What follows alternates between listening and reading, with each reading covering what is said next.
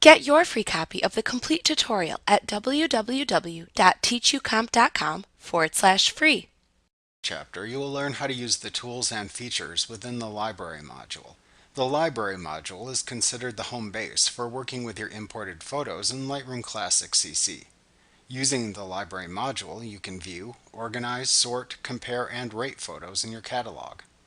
The Library module environment includes an image display area in the center of the workspace with panels to its right and to its left.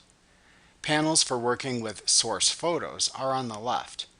Panels for working with keywords, metadata, and image adjustment features are on the right.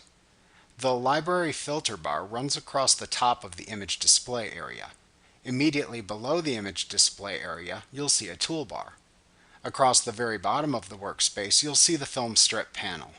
The module picker, which lets you switch between Lightroom Classic CC modules, remains in its usual spot in the upper right corner of the screen.